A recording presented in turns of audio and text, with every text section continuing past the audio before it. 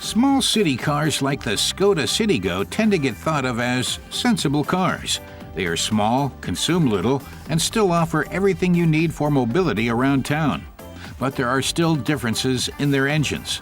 We will take a look at a particularly environmentally friendly version this time.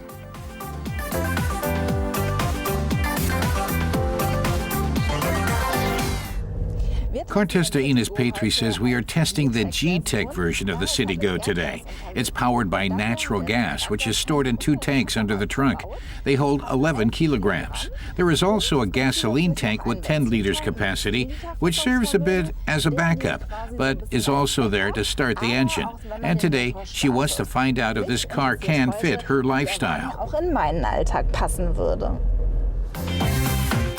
A natural gas vehicle releases up to 25% less CO2 into the atmosphere. The little Citigo is at home in the urban jungle, but what about the open road? After all, commuters don't just drive on city streets, but also have longer distances to cover every day. Ines says the Citigo's name tells you where its strengths lie, but her daily commute to work also includes a section of highway. So now we have a chance to see how the Citigo responds when you want to drive fast. So here we are on the highway. Both the number of commuters and the number of kilometers they cover on the way to work are increasing. It would be great if they could use a more environmentally friendly fuel. Ines says getting up to speed might take a while. 16.3 seconds to get to 100 kilometers per hour. That's obviously a lot. And weaving in and out of highway traffic on the highway requires more than a little patience. But once you have reached the cruising speed, then it is really no problem to keep up with the others. And even 150 kilometers per hour is no problem for the Citigo.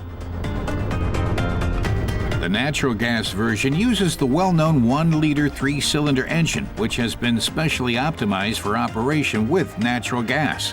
It provides 50 kilowatts. When it comes to CO2 emissions, the Citigo G-Tech shines with only 82 grams per kilometer.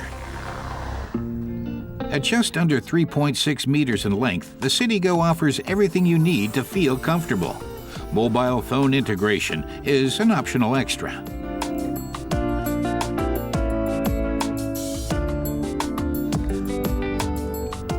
At only 213 liters, the trunk of the G-Tech offers about 38 liters less volume than the gasoline-powered versions.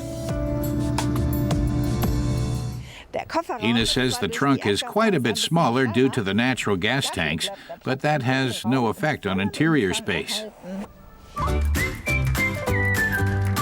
And even when driving in the city, the small dual-fuel engine is no worse than its conventionally powered siblings.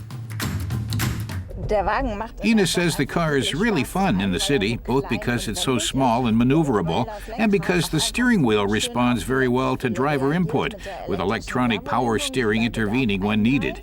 And changing gears is smooth with short shifting distances. Fuel-saving measures, including automatic start-stop and brake energy recovery, are standard features of the G-Tech.